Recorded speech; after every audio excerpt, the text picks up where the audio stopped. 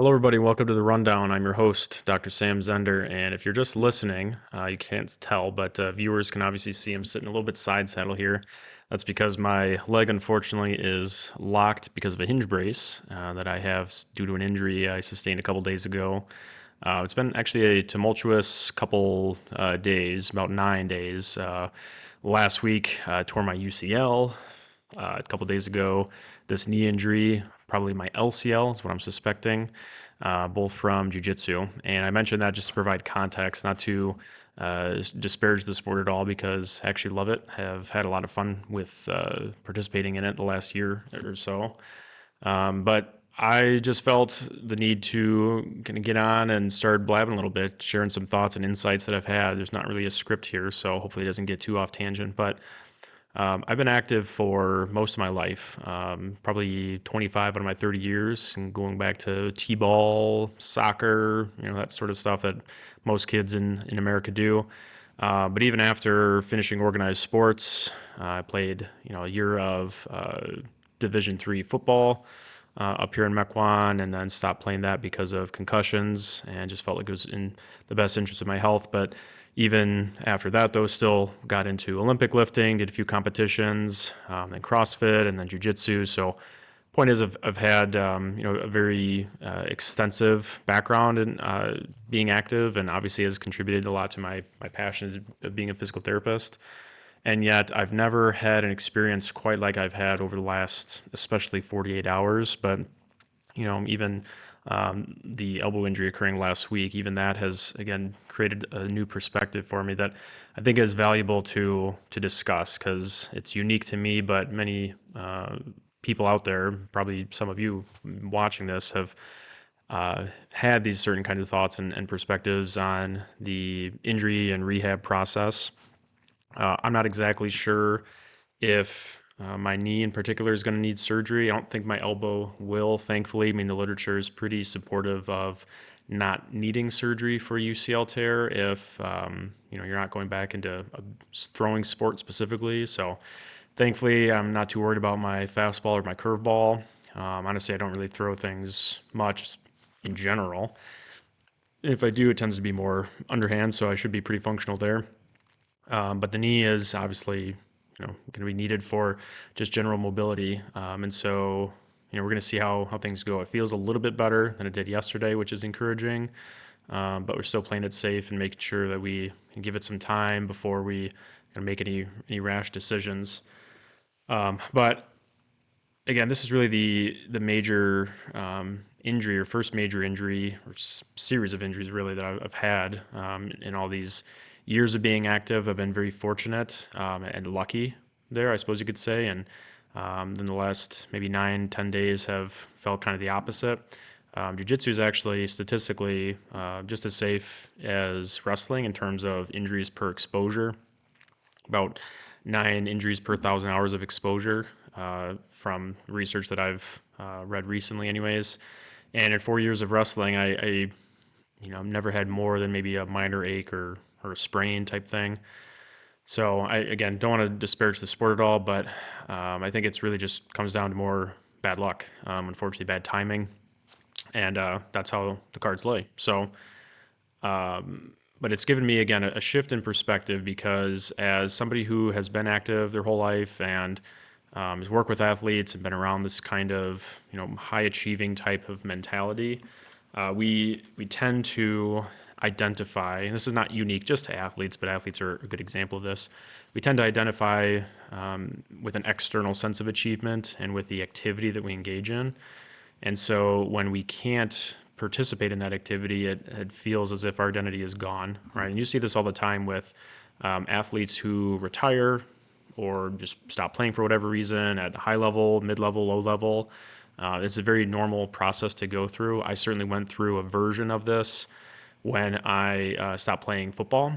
Football was my love and passion. I identified like wholly as a football player. Like I was a student and I took school seriously as well. But if you ask me, like, what do you do, or what kind of person are you? Like, football is going to be probably one of the first couple of things that I talk about. And when I decided to walk away from the sport at that point, it was probably a good year before I felt confident in myself and comfortable with my identity. I think getting into Olympic lifting and everything that followed there helped a lot because it allowed me something to latch onto. But it's a very normal process to sort of feel lost and helpless almost. So I think it's important to acknowledge that because a lot of times we don't want to talk about the mental health side of things, and it's easy for us to just leave it at the physical observation of the injury and say, oh, it looks like that hurt, and then just view on paper that, well, it might be 3, 6, 9 months of recovery, but there's really a lot more to that process than just simply time and letting body tissues heal. The mental piece is something that can linger even beyond the full recovery process, even if you get back onto the field. And a lot of the athletes may have, limited confidence in their ability to move, or limited trust in their body to hold up. And unfortunately, we see that a lot in the research and in clinical practice that an injury or certain sets of injuries can deter athletes from having the same kind of success that they used to have. But really what I felt was important to share, what I've been reflecting on recently was, what value for myself do I bring to my family? And it's been very evident that my kids, as much as they love me and as much as my wife supports me, none of them really care necessarily how much weight I can lift. They don't care if I win gold at some competition. That external achievement that at times brings me a positive sense of identity, and helps me feel competitive and kind of scratch that itch to win. Ultimately, that is not the most important part of my life, especially at this phase of my life, having multiple young kids and a wife that's very recently postpartum. It's caused a huge shift in my perspective on what really role do I fit into, what's my value in the world, in life in general right now, and for those around me. And the main thing is being present as a dad and as a husband, and being able to help at the house, at home, and being able to be supportive and play with the kids, which right now, of course, is difficult. We've been reading a lot more books than on average. Usually, I love reading books with the kids, but usually my wife is more of the book reader, the craft doer. I'm more of the chase them around the house type thing, pick them up, all the stereotypical dad stuff, and that's had to shift quite a bit, and it's not easy to accept that. It's been tough to try to explain that to a 5 and a 2-year-old. The 2-month-old, he doesn't really care, but the 5 and the 2-year-old, try to explain to them that, well, Dada can't do some of those things right now. Dada has a boo-boo, and we don't know how long it's going to last. Is not easy. But the point of me sharing this is, I think many of us probably have a lot more value to those around us than we give ourselves credit for. And you might think if you go through a physical injury or rehab process and you can't partake in your activity, or you can't be competitive, that externally, yes, we might not be doing what we want to do, and we might not be achieving what we want to achieve, but recognize that you have much more value inherently and impact on those around you than just the sport or the thing that you do. I think that's much more prevalent to you when you go through an injury, and when you have this sort of loss, right? Is you don't just lose the activity, but you can lose your ability to do things outside of that as well, just in normal daily life. And it allows you to kind of take a step back and reflect and say, okay, really, what is my role? What matters ultimately? Now, it's easy for me to say this, of course, because I wasn't getting paid by any physical activity I do. I wasn't getting paid as a CrossFitter or jujitsu athlete or whatnot.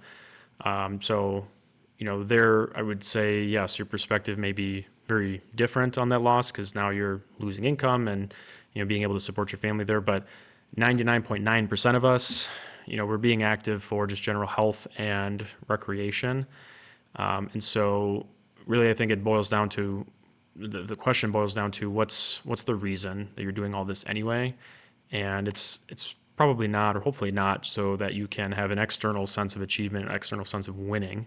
Now, there's nothing wrong with winning. There's nothing wrong with being competitive. I'm still very competitive. But hopefully your why and your reasoning is much more long-lasting, more permanent, and deeper than just the thing you do, right? It's the people that you can impact on a daily basis and who can rely on you and whom you can support, and whose lives you can change just by being yourself and being able to do what you can do and provide your talents and abilities to them. So because I've been on crutches and leg locked out for the last couple of days, I've not been again very useful and impactful, and so it's been kind of a way to force me to see the impact of choices recreationally that I've made. I'll try to say it diplomatically here, and it caused me to reflect, like, okay, maybe hopefully I'm don't need surgery. If I do or don't, there's going to be a rehab process, but what is the next step after this? And I am deciding to not go back to the jujitsu out of fear and avoidance because I'm scared or paranoid, but really it's a matter of, well, if these injuries or if this activity may not be appropriate for me anyways. And again, it's not, the point of me saying this is not to disparage the sport because I love it, and there's people that do it for decades and never have really any injuries. But at this stage in life is, maybe not the most appropriate type of thing to be doing if the risk is higher for me to not be able to support family and not be able to be there and present for those around me who are most important. And so then it becomes a matter of, well, what can you do that is useful still or helps you be useful to them, but still allows you to, scratch sort of that competitive itch and to push yourself mentally and physically. Certainly the worst thing you could do is give up and stay inside and be a recluse and say, well, can't get injured if I, never move. Somebody said to me after I told them about this knee injury that, well, there's going to be risks involved with everything in life. So, maybe you can get back onto the mats, or maybe you should, essentially suggesting like, as soon as you get better, then keep doing it again. And I can appreciate that perspective. I don't think there's anything wrong with returning to a sport that you get injured in, of course. But everyone's situation is a little bit different. I think that this is something else to consider is that if you or somebody or professional athletes certainly that gets a lot of publicity, maybe they don't return for different reasons, and it's easy for us to say that it's because of quitting or a weak mentality, and we jump to conclusions on what their why was. But I think it's important that we recognize that there's a lot of different factors that play a role into these kind of decisions, and that could be to start the activity or to stop it or pause it or whatever you do in life. But point is being open and supportive for other people that at different phases of life, different kinds of activities are going to be more appropriate versus less appropriate. And as long as you stay engaged in an activity and you have a sense of community around you, you're trying to push yourself and make yourself a better person mentally, physically, spiritually, emotionally. That's really what matters, so that you can again be as impactful and supportive to those around you. What activity specifically that looks like can vary, and you can have a lot of different reasons to do or not do something. But I think it's important to give yourself grace and recognize that you're much more valuable to others around you than just what you do and what you win, if you will. Your sense of achievement and value and accomplishment shouldn't necessarily dictate how valuable you truly are relative to those around you and to other people in your life. So we'll see how the rehab process goes. I'm encouraged. I mean, my knee in particular has been feeling a little bit better since yesterday even, and since Wednesday when this first happened. So hopefully that continues and keep building confidence and whatnot. But it's going to be, again, a bit of a journey just to an extent. Whether it's long or short, we'll see. But it certainly has opened up my eyes and my perspective into how I can be more empathetic. Not that I wasn't empathetic per se. At least I wouldn't say that I wasn't, but it has allowed me to actually feel a lot of what this injury and rehab process is going to look like, and understand a lot of the fears and anxieties that go along with this as well. Because again, the physical side of things honestly was not even my main concern. Pain level has not been tremendous. It's not certainly like a 10 out of 10 level at all. And even the thought of going through a rehab process and trying to recover my body at the long end, 9 to 12 months, if it was surgery or anything like that, that part wasn't necessarily scary. It was, what is the impact that this is going to have on family? And you start to think about all these practical things. What about income? What about insurances, things, and bills, and all this stuff, and how are the kids going to get their needs? And point is, these are very normal, real human emotions. I think it's important that we acknowledge that at any phase in life, you are much more than just your injury. You're much more than just the physical nature of being an athlete or being an active person. There's a ton more that goes into the human experience at all phases, but especially when you are trying to recover or improve on your situation, such as through an injury or through rehab. There's a lot of factors at play, and it's totally normal to have these concerning, anxious thoughts. But being surrounded by people who can keep you grounded, quite frankly, is key. My kids asked a little bit like what my brace is, and they asked me why I'm wearing it and things like that. But besides that, they just kind of go back to as close of normal life as possible. They want to play with you, they want your attention, and all of that, and they want you to be dad. And not everybody watching here is going to have kids, and that's totally fine. The point is not to say that that's the only thing that can help redirect your attention, your emotions, but that's an example in my life, anyways, of how that has, even in this short window of time, been extremely supportive. Is that family has been what keeps me anchored and keeps me grounded in, well, this is going to be okay. Regardless of exactly how it happens, we're going to make it through, and we're going to band together and support each other. And so hopefully you have a community of people in your life, whether it's your family or your friends or coworkers or people that are engaged in similar activities as you that you can reach out to. Please don't ever feel like you are alone in the process. If you even want an encouraging message, shoot me a message too. Shoot me a DM. Happy to provide some encouraging words as well, and recognize that probably all of us at some point in life will go through a kind of experience like this.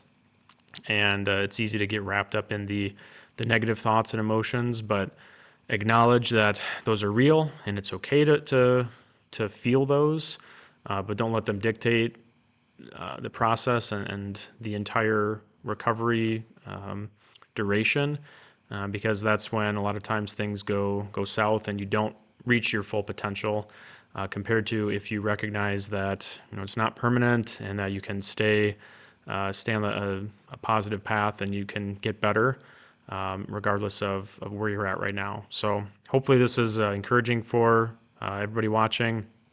Again, join me in the process here. I'll keep updates as things go along. Could be a couple weeks, could be a couple months, who knows. But either way, the goal is to not let the downtimes dictate you, have a positive mindset, and focus on what you can do, not what you can't, and just keep getting better every day.